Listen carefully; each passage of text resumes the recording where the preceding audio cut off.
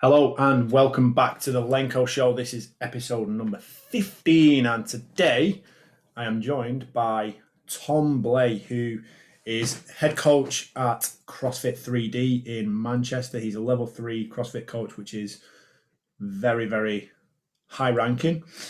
So this guy knows his stuff. When it comes to training, when it comes to movement education, he's on point.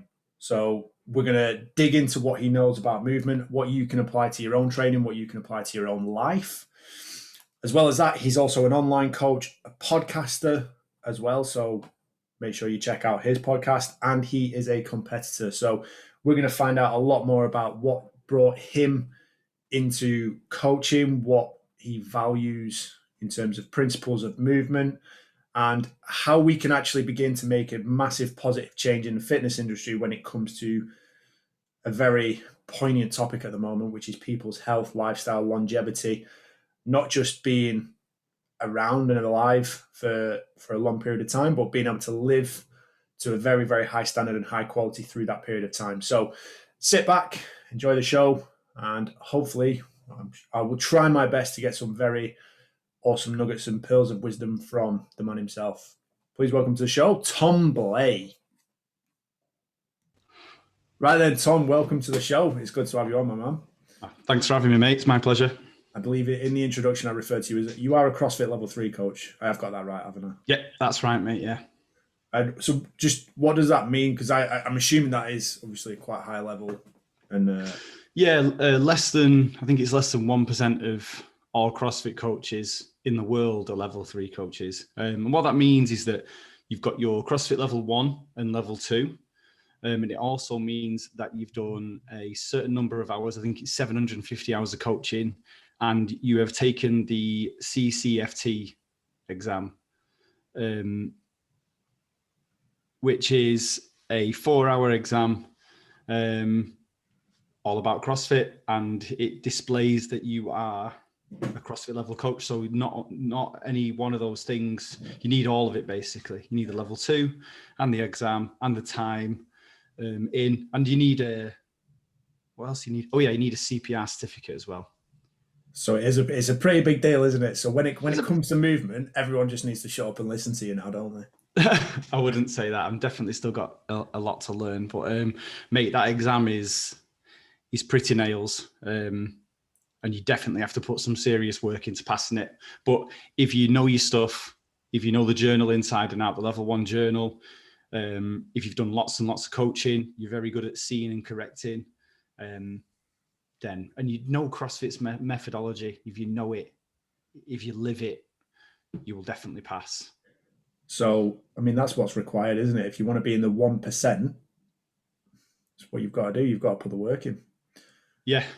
I mean, I got my level 1 in December of 2013.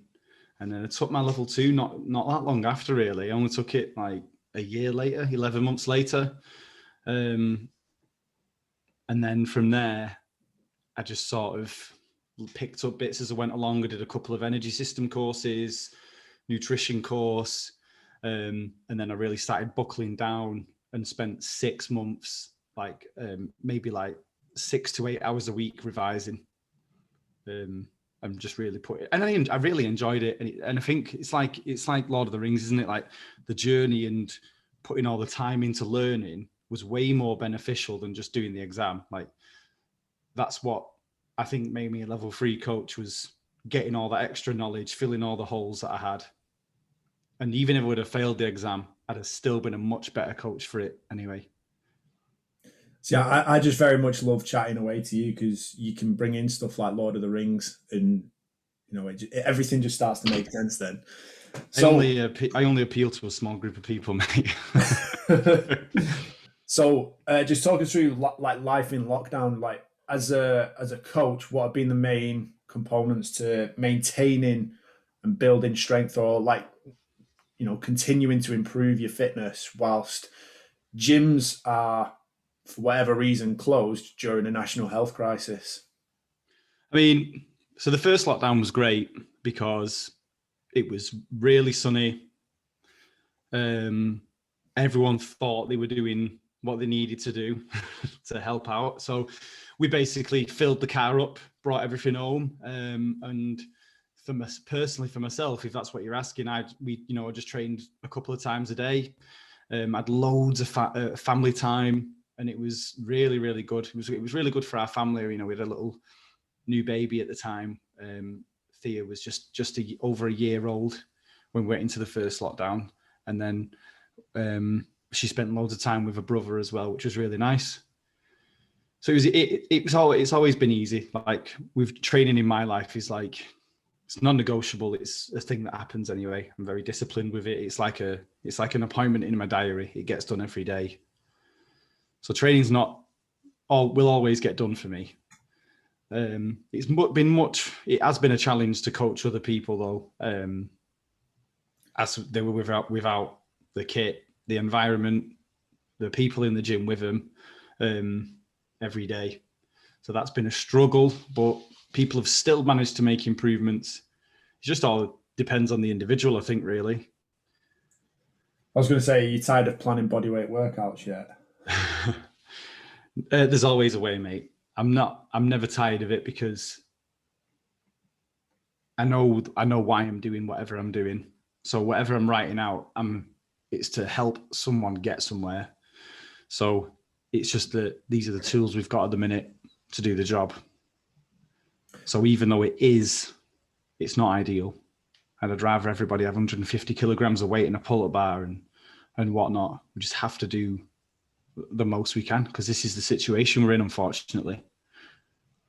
I was going to say, so as obviously you are head coach of CrossFit 3D in Manchester, what kind of things have you been doing to obviously keep members busy, keep them happy, keep them fit, keep them active? Because I think one of the biggest challenges at the moment is how gyms are struggling and will continue to struggle whilst we're in a lockdown situation. You mean financially, like as in members leaving and that sort of stuff, or? Yeah, all of it. I think there's a lot to it, isn't there? Yeah, I think we've talked about this before, mate. But CrossFit gyms and gyms that really care about the members are gonna survive these types of situations because they have a relationship with the members. And I think that's one thing that saved us and kept all of our memberships live, is that we are communicating with people, we're doing daily programming, we're putting mobility work out, we're checking in with members, we're doing nutrition challenges and check-ins and like we've built a community around that side of things as well. And I think that's it really, like just being people and having that human connection with people is what's really important in this sort of time when everybody is very isolated. And obviously that's a huge part of CrossFit, isn't it? Being able to get together in that group environment and be around other people. And at the minute, that's exactly the opposite of what we're being told to do. Well, yeah. And the month or whatever it was we were open for, like,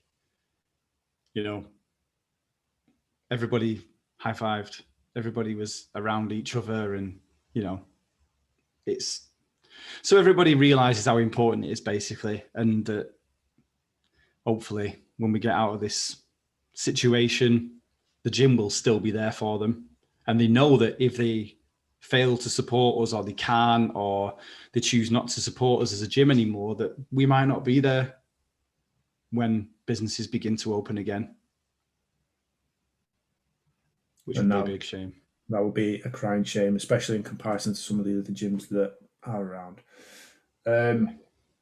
What was it that drew you to CrossFit in the first place? So obviously, like, how long have you been doing it for now? So I started CrossFit, I think it was September 2013. And so I used to fight, I used to do MMA, and I had an old injury from football. So I had a hematoma on my thigh from football, a double hematoma, needed it like slicing open to relieve the blood flow and save my life and my leg and all that sort of stuff. So I had a bit of drama with that. Got it patched up, healed up, carried on playing football. Then I started MMA, and I had no problems with it at all. Had a couple of fights. And after I finished my second fight, won my second fight, I took a knock on it in training, just like a nothing sort of thing that you wouldn't even think of. And it just went big again. It swollen up again. The hematoma, like, sort of feeling came back. I didn't need surgery for that one. I had a few weeks off, and I was like, well, if I carry on fighting, carry on taking kicks to the leg, it's going to happen again, and could possibly like endanger my life or amputate a leg. So that was that. Went back to the Globo gym, squat, bench, deadlift, all that sort of stuff. And one of my best mate, Phil, who I've known since about 2, he was doing something called CrossFit. And he told me a little bit about it, and he said, I think you'll really like this, which was great at the time, because I think it was like it was definitely a big pick me up. And I needed it at that point in time. So I went along to the free trial class at CrossFit Warrington, and I loved it. Absolutely loved it. All I did was a load of sit-ups, burpees and lunges. Couldn't walk for the next 3 days. And then that was it. I was in. Hooked. It was like, I felt like I was in a fight, or I felt like I was sparring, like physiologically, but I wasn't getting choked out at the same time or punched in the face. So it had a lot of benefits of MMA fitness-wise. It felt like it, but yeah, no one was trying to change my nose. Yeah, the threat to life was a little bit less immediate. Yeah, a little bit less apparent. Unless you've done Kalsu, and the threat to life is very great there. So, is that something that you actually actively seek out and enjoy about CrossFit and training, and even the competition side of it as well? Going into that dark place and fighting. I wouldn't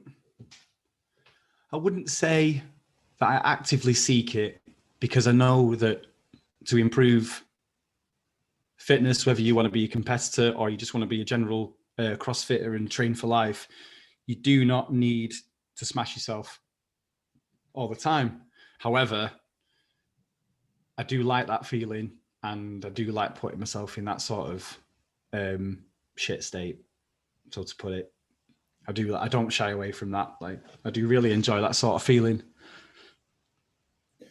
So when it, like, obviously, I mean, we both know that you don't need to smash yourself all the time. You do need to make sure you recover in between your workouts. Yeah. But on the occasional basis, it is important to go into that kind of like that pain zone. What would you say to someone, or say to your clients, in terms of if they don't like that, if that's something that they don't, how would you kind of coach them and caress them into being able to exit their comfort zone and go into this new realm where, you know, they are exposed to a very different stimulus? They need to earn it. So, and what I mean by that is they need to be fit enough to push to that top end of things. So they need to move well enough, with enough technique safely, in order to work that hard. So, for example, if we're running, or if we're, what could I say? Someone needs to be strong and powerful enough to do it. So say, for example, we had 40 kilogram thrusters, but someone's max thruster is 50. They're not going to be able to do many thrusters at 40 to hurt themselves, are they? That's just one example, but basically they need to earn it. And also the main thing I'd say is develop the confidence to be able to do that. So once you've been doing CrossFit for a while, and once you know more about yourself, once you know, right, I can do 50 pull-ups unbroken, I can do 40 thrusters at this weight unbroken, then you know what a bit more of what you're capable of, and you can start to push. And if you know you're in a workout situation that's got this many reps for this long, then you know that you're capable of doing it, and you can work as hard as you want to get it. Does that make sense? Yeah, so in a way, it's spend time practicing the movements, get to know the workouts, get to know kind of where your capabilities are. And then once you've got an idea of that, that's when you can then stretch it a little bit, isn't it? Yeah, and then it gets more complex as you go along. Like, okay, I've got 50 chest to bar pull-ups, but when a power snatches become involved in the workout, that changes because of my grip, or my heart rate will go up because of this, or do you know what I mean? Yes, I do. Yeah. Yes, Yeah, I I know do. you know what I mean. I've seen It's it. like, so it's, if you're looking to run a marathon, but you've never run a 5K, well, the first thing you need to do is learn how to cover 1 mile, and then you've got to make that 1 mile and bulk it together with 26 Yeah. consecutively. And But everything then what else you're that actually comes with that. Like, you don't even think about like, conditioning your feet. Like, are your feet ready for that amount of time running? You know, there's a lot that goes into it. I know that my wife Laura did. She did Dublin Marathon a few years ago, and she lost 5 toenails. Oh, So it's like there's things you don't really think about, because you've not earned it. You've not earned the right. You've not trained for it. Someone can tell you what it should be like and what it should feel like, but unless you've put the reps in, you've not earned the right to go that hard. And I think that people who do, I've seen it in our gym, members who do just repeatedly, like if they're on the back 4 times a week, looking up at the ceiling, dying, they never get that fit. They just burn out. so am I doing it wrong? If that's the case, yeah. I frequently Because find you myself should be walking away from a lot of workouts, because you're only building that one energy system where you hurt yourself, put yourself in the ground.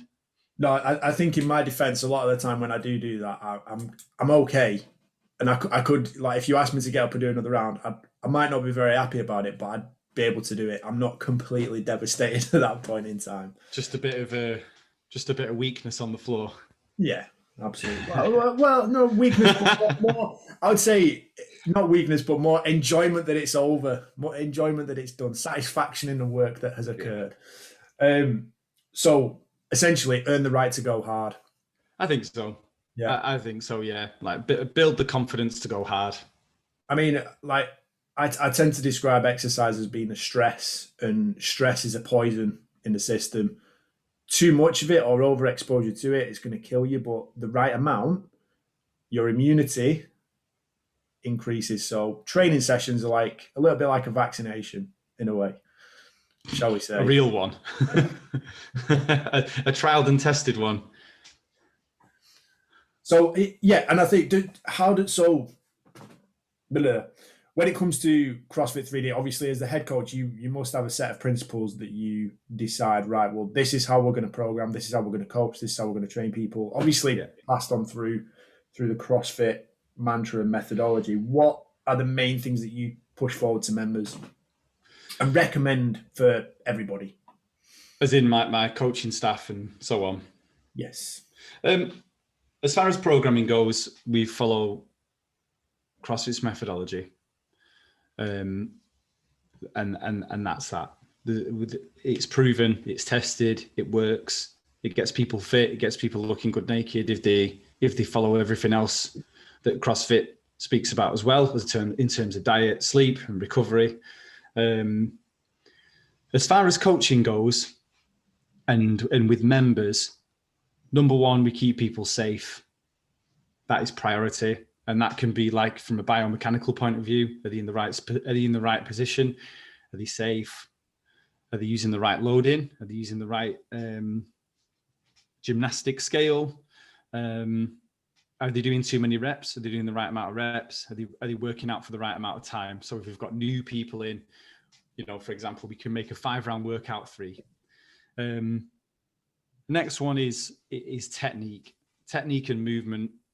This sort of ties in with safety, but that is paramount. We don't want to get good at doing things badly. So making sure that people are moving well as they can possibly do for their body type and their anthropology, if you want to put it that way, is really, really important. Thirdly, with coaches, I need them to be relentless. Like if they see something, they need to fix it as well as they can for that person. So if I know that someone can squat with the foot fully on the ground and they're in the toes, I want to see it corrected. If we know that we've got an issue with that person and they've got really tight ankles and that's the best we're getting out of them, then of course that's fine. We know our members. And when we push them as far as we know we can without taking the enjoyment of the workout away as well, which I think is really important. But yeah, relentlessness, get everything out of people. They're my main ones, really. And I think this has come a lot later, I think, because I was so focused on people being safe and moving well and getting the stimulus of the workout right, that sometimes I'd forget that it's still supposed to be fun. And I've been guilty of that in the past. And it's just, for me, it's just been finding the right blend of seriousness and getting everything bang on, but also it being fun and a laugh and building community and relationships with people without making them think like I'm some sort of Führer who demands perfection. Because I know that, I've heard you speak quite a few times before, like when you do the video or the little Facebook live sessions with Madders and things like that. It's about getting people fit for life and simply being able to handle life. That's kind of like the first and foremost reason as to why you do what you do, isn't it? Yeah, and we know, and by that we mean a couple of things. We mean they can come in and train. They can come in and do a class. They know what scales we're going to use. They're up for using new scales and different movements. They're going to leave better than they walked in. And then there's a different side of it as well. Mentally, they're a bit happier. They feel more relaxed. They're less stressed. They know that the gym is a positive place for them.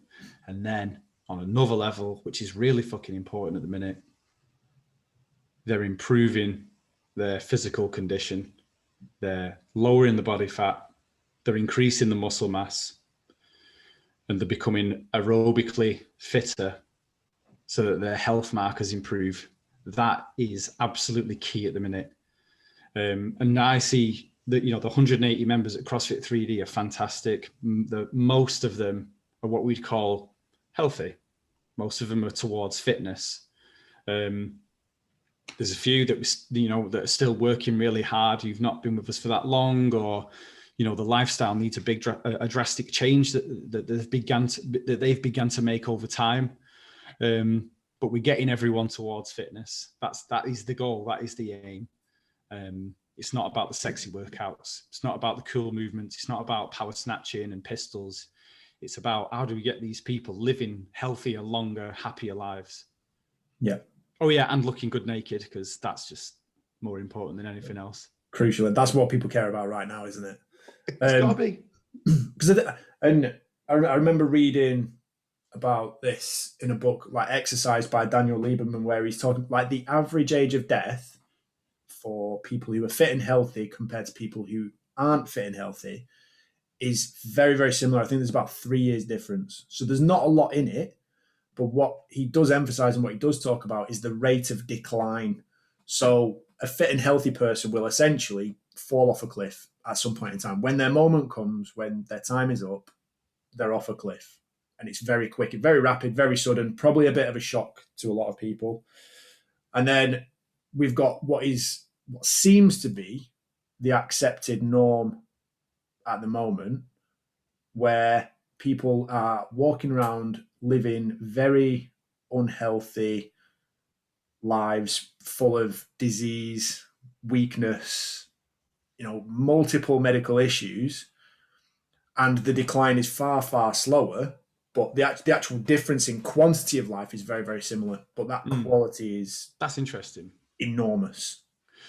Yeah, and you really want to be strong enough and fit enough to have a good quality of life all the way up until the end of it. You don't want to spend the last 20 years having someone wipe your ass and carrying your shopping in for you and not being able to do the things you love. Like that's the most terrifying bit for me. Like that's going on my list of quotes, that you don't want to spend the last 20 years not being able to wipe your ass. It's true though, isn't it? And it's like, it's life, not being alive. It's life. Quality of life. You don't want to live 20% of it in complete shit state where you can't do anything. You know what I mean? I want to be CrossFitting until I literally kiff it. And like just on that note, then, like, what is kind of your aim as in CrossFit, like as a coach, as a competitor? Because you do perform to a high level as well as just coaching, don't you? Well, I mean, yeah, I do train. I do love training hard. Yeah, You train now and again, don't you? I've every seen now you and then. once or twice. Once, twice a week. Yeah, I do love training. I do have goals for the competitive side of it. Obviously, last year's been a complete nightmare. I did qualify for one comp last year, which got kiboshed. And then other than that, it's the Open. The Open's coming up. But yeah, goals wise, my next realistic goal is to try to qualify as a master in the 35 to 39 category. Just see how I get on with that. That's my goal. So when it comes to your principles of training, like the things that you need to do every day to be an elite coach and elite competitor, what are the main things that are non-negotiable? You've already talked about training. Training gets done, it's in your diary no matter Yeah. what else is critical for, well, two parts to this, for yourself, but what you would also advise for general population as well?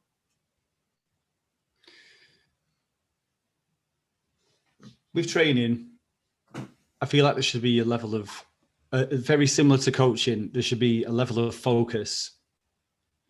Keep it fun. If you're not enjoying it, you shouldn't be doing it. Obviously, like we've said, some situations aren't enjoyable, like when you're dying. You know, if you're rowing intervals or whatever it is, obviously that's very, very difficult and it hurts. And every voice inside your head's telling you to stop, and you push through it anyway. But it should still be fun. You should still want to do it. You should still want the benefits of it. But it should be treated with a level of focus and attention and care. And like that is, if you want to get the most out of it, that should be all that matters for those 90 minutes, 2 hours, whatever it is. So the attention that you put into each warm-up rep and each rep in the workout should be the same. So that's with regards to, what about other lifestyle habits like nutrition, sleep? How do you stay on top of all those things? Sleeping's the same. We're early risers, so early bedtime. We always make sure that we get 8 hours of kip. Obviously difficult with the little one sometimes, but we do our absolute best to get 8.5, 9 hours in bed. So what you're saying is, as a parent, it is still possible to get a proper sleep. It is until it isn't. So but we can only control so much. So if we stay up till 11 o'clock watching Netflix, then we've fucked it. We're not controlling what we control. But if we make sure we're in bed for 9, we can control that. The alarm goes off at, whatever time, 5, 5:30. The baby wakes up in the night, it's tough shit. We deal with that. But we control what we can. So it's definitely possible to plan and try and make that happen. And then if your baby wakes up, it is what it is. So for parents, go to bed. Yeah, if you're tossing it off and you sat there still with a tinny watching Line of Duty till 10:30, then that's on you, isn't it? Absolutely. You mentioned kind of like when you're doing rowing intervals and when you feel like you're dying and you just push through and you carry on. How? Habit. And how? Habit. Go on. How do you develop that, or where does your mind? I've been thinking about this since our chat last week. So last week on my podcast, Alex talked about patterns and how you'll have like triggers to do certain things. So if your boss pisses you off at work, you grab a dairy milk on the way home from the garage, because that's what happens when you do that. When that thing happens, you get a dairy milk. And it's this, I feel like it's the same thing with training habits, but in a positive way. So if you know that, for me, I have certain things that happen whenever I stop one movement. There's like a process that happens before I pick up the next movement. And it's a habit and a confidence thing. So I know that as soon as I've finished wall balls, it's 3, 2, 1 to pick up the deadlifts, and that's just an example. But it is literally a habit that it manifests itself also almost as an ego thing. Like, because I've been training for so long and I've got such a sort of like library of where I should be for certain movements, what weights and what pacing I should be at for certain movements. It's almost like, well, you can't go lower than that because you can do that. So if I'm rowing and it's like, right, you're rowing at a 140 pace, I know that that's there and I have to row at that pace in this situation. Yep. Do you know what I mean? Or I'm doing at least sets of 8 of that. I'm doing at least sets of 10 handstand push-ups. I'm doing at least sets of 7 muscle-ups, and so on. See, for me, that makes perfect sense. Like, I've just written down, I would refer to that as just being physical intelligence. Yeah. Again, you mentioned before, like, you have to earn the right to go hard. You know, kind of your paces, your boundaries, where you're at physically. And, you know, once you do it enough, like, you do build up that library of, this is what I can do. This is my capabilities. And you just reset your boundaries, don't you? Yeah. So in your head during a workout, I want to get in there. I want to crack it open now. In a workout, when you're in that pain zone, what's that self-talk? What are you telling yourself? It depends what sort of situation it is. What type of give let's flesh it out, mate. Right, let's say DT. Go through that one. So DT is 5 rounds of 12 deadlifts, 9 hang power cleans, 6 push jerk at 70 kilograms. Because I do know quite a few people where that is their favorite workout. So is it? Yeah. So it's horrible. It's a good one. Yeah. So with that one, for me, for example, I know it's 11 deadlifts with a mixed grip, pick it up, do the 9 hang power cleans, and then keep hold of it for the push jerk every time, every round. So do you say that? Just keep hold of it? I know it. I know it's happening. I know I'm going to do it, like, because I've done it so many times and know that is going to happen. Yep. And that's what I have to do every time. And then if there's a contingency plan wise, if my grip's dying, it's obviously put the hang power cleans down on 8, then pick it up for 1 hang power clean to finish the push jerks. Yep. Now, how does that differ, or does that differ massively from an environment where you were on a football pitch competing and playing, and obviously there are other people around you interacting with what you're doing and that can interfere in your movements and your actions on the game, not even to mention what's going on in a cage when you're trying to knock the other guy flat out? Yeah. What's your self-talk like in those scenarios where you are competing directly against other people that can immediately influence what you're doing? Well, in a CrossFit setting, that could be that someone's going faster than you. Yeah. So, you know, are you fit enough to go faster? If you've earned the right to go faster, you can. If not, then you will blow up and fail. You will burn out. With football, I used to play centre-back for a good couple of years. It's different, isn't it? You know, you're marking the players, you're looking at the flow of the game. What are your players doing? What are your defenders doing in line with you? What's your centre mid doing? There's so much more to take in with team sports. You have to be, the skill is communication, isn't it? And being aware of, I know you coach as well, like it's being aware of what everything else that's happening around you whilst making sure you're doing the right thing, and then reacting and hoping at the time you can jump high enough for the header. Your timing's good. The tackle of the timing's good. You're in communication with your keeper. You know better than I do, mate, with that one. And as far as cage fighting goes, I think, and from watching lots of UFC after fighting as well, I only had 2 fights. I did train for 4 or 5 years, but you are the sum of your training at that point. And it's more of like, I didn't fight enough times for it to become like flowing and second nature, if that makes sense. Do you know where it's like a skill that you can breathe through easily because you've done it so many times? Yeah, and it's just instinctive. Yeah, I mean, it was instinctive, but like it's one of those things where you like, you know, afterwards you don't really remember as well. Yeah.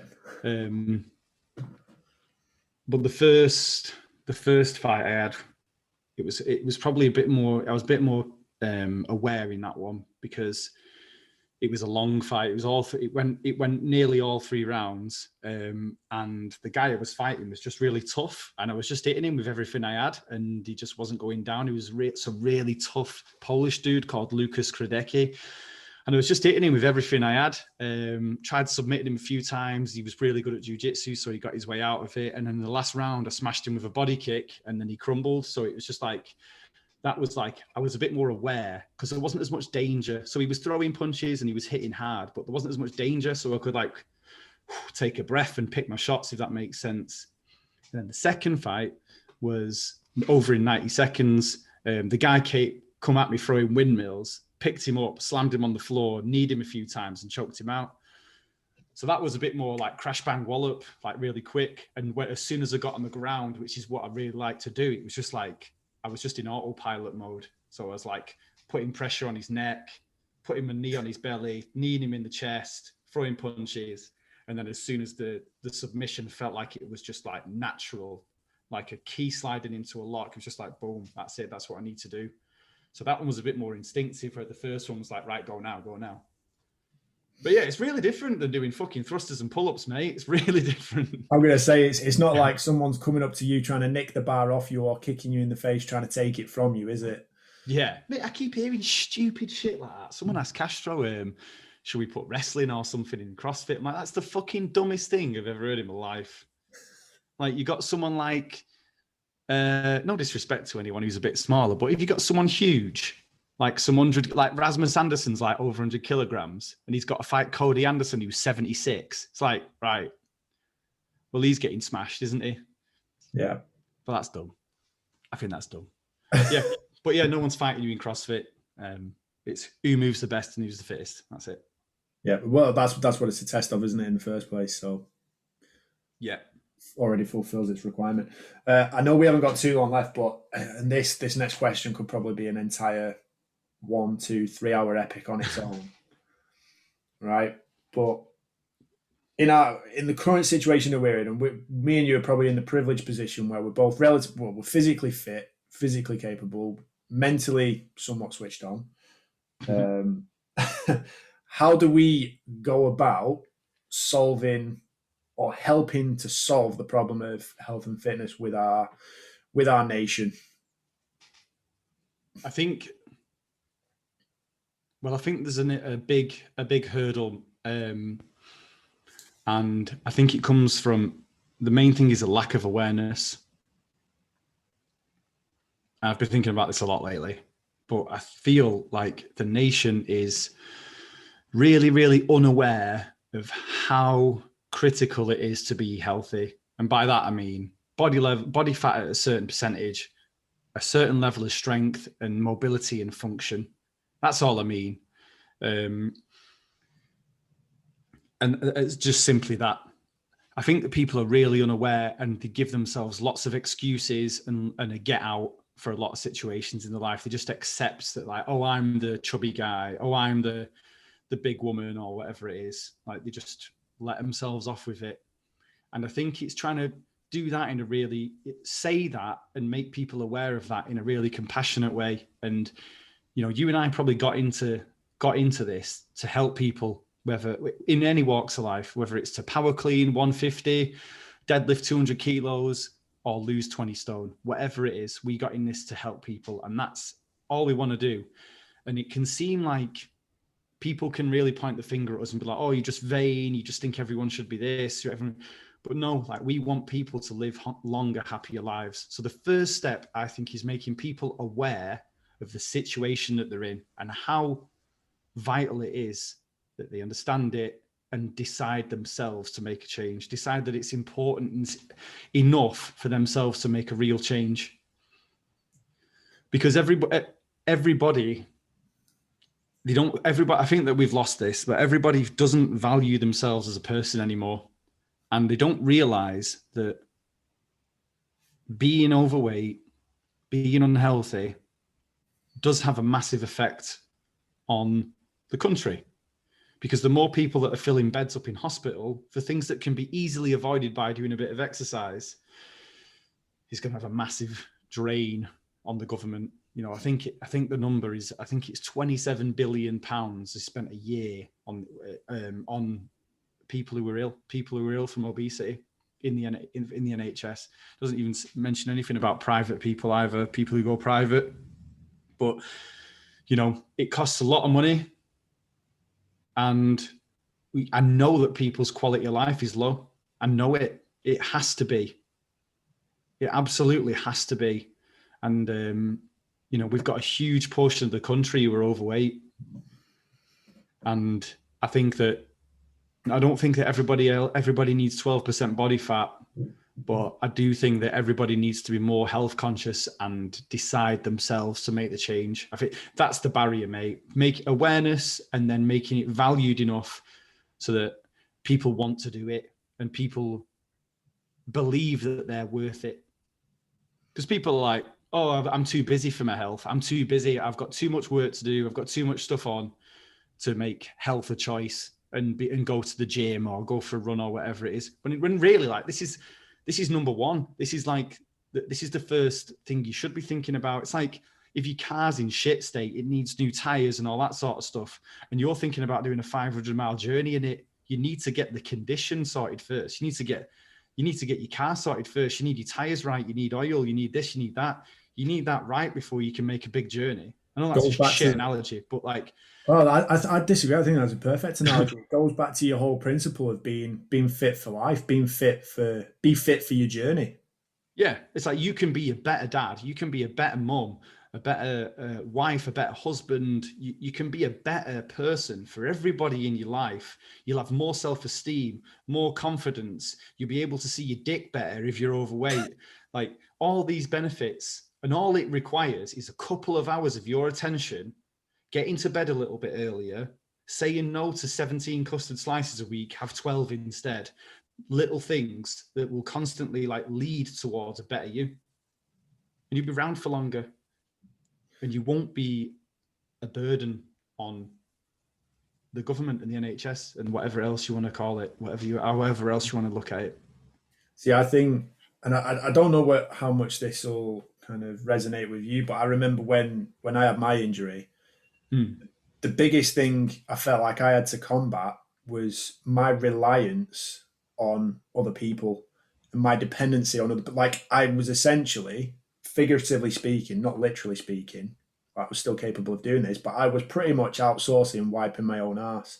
Like, I couldn't cook, I couldn't walk around, I couldn't, necessarily go shopping, I couldn't drive anywhere. I was completely laid up for a full 6 weeks. And, a lot of people are probably actually living a life like that to a degree. Yeah.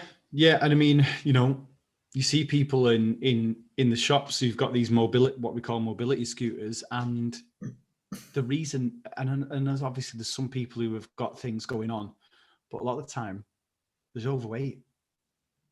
They've eaten themselves into that state. That's incredibly sad, really, really sad. And I think there's so much that goes into this. Like, I don't even think the government even wants to look at this for a second, because it's such a task. But people are eating themselves into this condition. And I've come up with a few reasons why some people do it, but it's obviously so individual that it's hard to pinpoint, and there's no one answer. Well, I was going to say, just going back to, we're going to start our own political party and run the health and fitness industry for the nation. Yeah. We'll get that moving. Let us know if you'd support that. One of the things I said with my brother in one of our earlier episodes was, when it comes to goal setting or creating that level of self-awareness, one of the things that we actually talk to people about, and the way I visualize this is, what we need you to do is essentially shit your pants and then have a sit down and think about what you've just done and kind of wallow in that situation and become aware of yourself. And if you can do that, you've got the potential to then move forwards. And you mentioned self-awareness as being one of the big things that we need to change and we need to get right. We need to have more of it. But there seems to be, and I don't know how much you've been exposed to this, but there seems to be like a bit of an anti-health movement where, you know, as soon as you start saying to someone like, oh, you need to be fit, you need to be healthy, you need to get in the gym, eat this, eat that, that's a negative. Somehow people manage to turn that into a negative. Well, there's probably a couple of reasons for that. Like, you know, we shouldn't really be telling anyone how to live their lives. We should suggest how they could live a better one. But it gets very touchy when you tell people how to live their lives. Obviously, that's been we've all been told how to live our lives this year, and some have complied and some haven't. I think that it's met with a lot of resistance because they know it already. They know what's going on deep down, subconsciously. They know when they're having the fourth tin of beer, the next piece of cake, the second serving. They know every time deep down that there's a contribution to that body that they don't want, and it's taken away from their health. So I think that it's met with like, you're the messenger. You're the term, don't shoot the messenger. You are the messenger, and you've basically called them out on what they already know and what they already fucking hate about themselves to a level. Hate's a strong word, but a lot of people do. They've got no self-esteem. They're overweight, and they're like, I fucking hate that about myself. And I hate even more that I'm not willing to say it out loud to myself or do anything about it. Well, I think, like you've said, the whole aspect of valuing yourself is fundamental to all of it, isn't it? Like if you're not fit, you're not healthy, or you're not taking time out to look after yourself, you're essentially telling yourself that you're not worth looking after, aren't you? Yeah. And that couldn't be further from the truth. You are like we said, you know, if your tires are hanging off and you've got no fuel in the tank and you've got no oil, like, you're not going to be good for any journey. And you need to look after yourself first if you want to be the best version of yourself.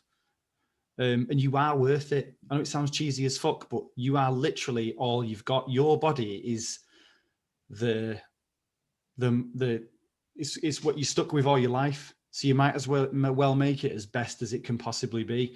Yes, you may have a genetic sort of thing going on, you know. Yeah, you might have a twisted pelvis, you might have scoliosis, you might have been born with diabetes, whatever it is. That's no excuse to not make yourself the best you can be. The best you can be, not Matt Fraser, because no one's beating that fucker. Just the best version of yourself. I think that's what everyone needs to put a focus on, isn't it? Just be the best version of yourself. I'd love for that, mate. I'd love for it to be. I'd love for it to be pushed. I'd love for it to be like a thing.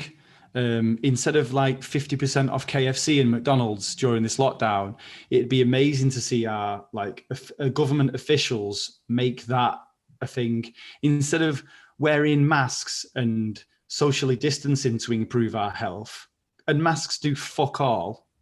It's in censored studies. It should be promoted that we should be healthy, we should be outdoors exercising, we should be doing press-ups, we should be doing squats, we should be getting out of breath once, you know, at 3-4 times a week. We should be eating healthier foods, whole foods, and sleeping more. Instead of like promoting fast food, eat out to help out. Obviously, we want to help businesses, but eating out usually ends in eating a surplus of calories, which is eventually going to put on weight. And if it's cheaper and more accessible than ever, you just have to drive around a roundabout to get it and queue up for half an hour. Everyone's going to do it because it's easy. And it just puts us in more shit state. Like obesity's up, depression's up, suicides are up. And that's obviously got a lot to do with the lockdown, but it's also in this situation we're in where we no access to gyms, limited access to equipment. No one knows what the fuck they're doing as well if they don't belong to a CrossFit gym or they're not being looked after by a gym. They don't know what to do. Joe Wicks, like, I think that's as much as, you know, it could be better. I think the fact that he's on the telly training and getting people doing a bit of fits is fantastic, and we need much more of that sort of stuff. Yeah. More of that sort of stuff and less of the shitty dieting programs like How to Lose Weight Well, for example. Less of people trying to make money off of people's insecurities and lack of knowledge. Yeah. 100% agree with that. I think that's a wonderful note to end on. But before I do let you go, you do also run your own podcast. If you want to give that a little plug for us right now, we'll put links to your show. Oh, thank you for that, mate. I really appreciate that. Yeah, it's Points of Performance podcast. It's primarily a CrossFit coaches podcast, where I speak to other CrossFit coaches about coaching, CrossFit, programming, nutrition, health, and then bits of other stuff as well. Really, a bit like your podcast. We can talk about whatever we want to talk about. So it's quite free, really. But yeah, that's something I started I think I started it in the first lockdown, just to sort of get my thoughts out there and become better at speaking myself. Really, just get a bit more confident talking. And speak to new people, more people.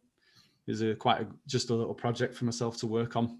Yeah, and it is a great podcast, well worth a listen. I've listened to quite a few of your episodes as well. Thank you, mate. Keep up the good work on that. And the way I would label probably both of our podcasts, like before anyone decides to jump on a bandwagon and start slagging us, is we are not anti-fat. We're not anti-fat by any means. We are simply pro-health and pro-fitness. Mate. I'm really glad you said that. Like, I'm not anti. I've even said during this lockdown, I'm not even anti-meth. Everyone should be able to do what they want to do. You should just be able to do it in moderation and not hurt anyone doing it. So, like, I'm not anti-fat. There's a serious lack of education in this country for health and fitness. We've done some real digging. We've spent thousands of pounds on courses, thousands of hours learning. We've done so much digging for information to help our clients and people and family. You don't just fall on that accidentally. You don't just fall by that accidentally. You don't just find it. You know what I mean? You don't just, I just accidentally did a 100-hour course on energy systems and movement. It doesn't happen. And the general public, the general pop just don't know. So, if they've just watched their mum and dad eat a certain way and they've got so much money and they think that they can only do so much, I'm not against anyone. I don't blame anyone for anything that they've done in the past. But if they're open to change and they want to change and they're aware or they need help, I'm here for them. Yeah. I'm here for anyone who wants, if you've got 100 stone to lose or you want to put on 10 stone of muscle, I'm here to help you. Yeah, that's it. Like me and you as coaches, we simply want people to live their best possible life, don't we?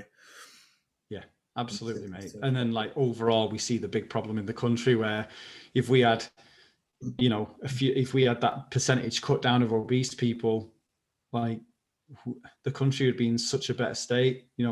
Like we said last time, you've got 40% more chance of dying from COVID, the flu, if you're obese. But that goes for anything. Yeah. You've got much more likely to really hurt yourself if you fall over when you're overweight.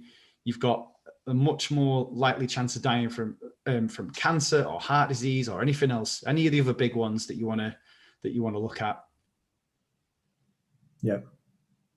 So if you want to live a long, healthy, physically competent life, be strong, be aerobically fit, be of relatively sound, good body composition, look after yourself, treat yourself well, and just enjoy it. And I think, like, a lot of people will think, they'll listen to you and be like, I absolutely agree with everything you've said, Alex. However, I'm 8 stone off that. That's fine. It doesn't mean that you should just fuck it off because it's going to take you ages. You should just start the journey. Just start. Yeah. And if you lose a pound a month or whatever it is, just crack on, because what else are you going to do? Are you going to just exist in this body that you hate and you hate yourself for? And, you're just going to feel like shit.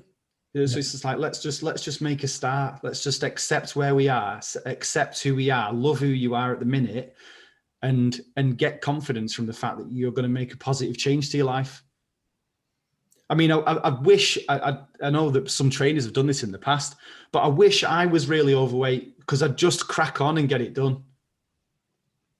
I know that sounds absolutely mental, but I just love any sort of example I could make where people can see that it's possible. And it's just such a shame that so many people don't believe it. They don't believe in themselves, or they're like, "Oh, I could never do that. Oh, I just need to lose a few more stone, and then I can get a gastric band put in or whatever." Such a shame, mate. Yeah.